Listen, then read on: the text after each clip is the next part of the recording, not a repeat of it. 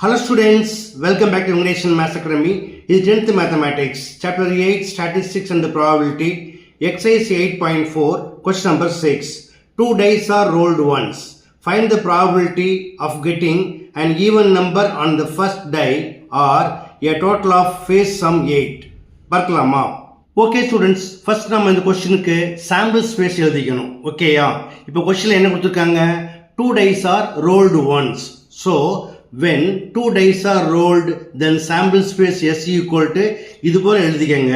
Then what is n of S? N of S equal to total outcome. It is 6 into 6 equal to 36. Okay. அடுத்ததா event. இதுல ஈவெண்ட்டை either or பேட்டர்ன்ல கொடுத்துருக்காங்க. First என்ன கொடுத்துருக்காங்க? an even number on the first die. இப்போ இதில் பாருங்க, the first die அப்படிங்கிறது இந்த ஃபர்ஸ்ட் நம்பரை குறிக்கும். ஃபர்ஸ்ட் நம்பர் 1 இருக்கு, அப்போ இதெல்லாம் ஆட் நம்பர். இப்போ செகண்ட் ரோ பாருங்க, 2 இருக்கு, இதெல்லாமே ஈவன் நம்பர். தேர்ட் ரோவில் 3 இருக்கு, இது ஆட் நம்பர், இது வராது. ஃபோர்த் ரோவில் 4 இருக்கு, அப்போ இதெல்லாம் ஈவன் நம்பர். ஃபிஃப்த் ரோவில் 5 இருக்கு, இது ஆட் நம்பர், இது வராது. சிக்ஸ்த் ரோவில் 6 இருக்கு, it's also an even number. So இதெல்லாம் எழுதிக்கணும். அப்போ இதெல்லாம் எழுதிக்கணும், second row, fourth row and sixth row எழுதிக்கலாமா? Now let A be the event of getting an even number on the first die. Therefore A equal to 2,1, 2,2, 2,3, 2,4, 2,5, 2,6. அடுத்து fourth row 4,1, 4,2, 4,3, 4,4, 4,5 and 4,6. அடுத்து 6th row 6,1, 6,2, 6,3, 6,4, 6,5 and 6,6. Therefore n of A equal to 3 into 6 equal to 18. Okay? இப்போ இதோட probability என்ன? Therefore probability P of A equal to n of A by n of S equal to 18 by 36. Okay? அடுத்ததா மற்றொரு event என்ன கொடுத்துருந்தாங்க? Face sum 8. இதை நான் B ன்னு எடுத்திருக்கேன். So let B be the event of getting a total of face sum 8.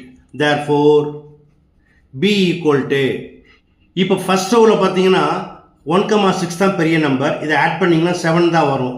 So first ரோவில் எதுவுமே வராது.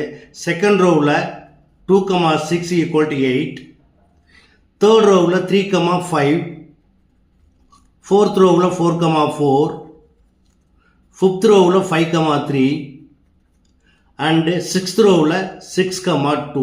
அதாவது 2,6 ஸ்டார்ட் பண்ணி 6,2ல முடியும். Therefore n of B equal to 1, 2, 3, 4, 5.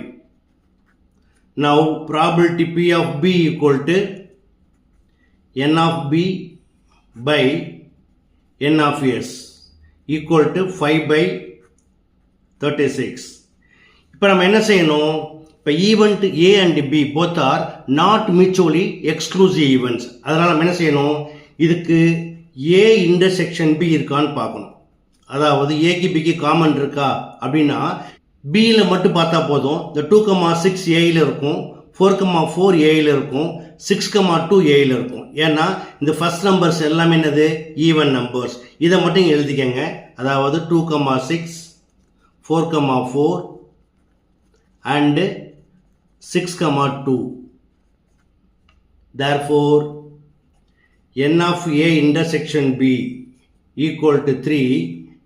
Now P of A intersection B equal to n of A intersection B by n of S, அதாவது 3 by 36. Okay? Now events A and B are not mutually exclusive. So using addition theorem on probability, we get P of A union B equal to P of A plus P of B minus P of A intersection B equal to, where P of A equal to 18/36 plus P of B equal to 5/36 minus P of A intersection B equal to 3/36. இப்போ 36 as common, அது காமனாக எடுத்தீங்கன்னா 18 plus 5 equal to 23, 23 minus 3 equal to 20 divided by 36. இதை cancel பண்ணிங்கன்னா 4 டேபிளில் 5 4s are 9 4s are 5/9. That's all. Okay students, ரொம்ப சிம்பிளான question எப்படி பண்ணுங்கிறத பார்த்தீங்க, கண்டிப்பாக புரிஞ்சிருக்குன்னு நம்புகிறேன். ஸோ நீங்களும் ப்ராக்டிஸ் பண்ணுங்கள், மறக்காம நண்பர்களுக்கு ஷேர் பண்ணுங்கள். இதே போல் மற்றொரு முக்கியமான வினாவோட அடுத்த வீடியோவில் சந்திக்கிறேன். Until then, bye.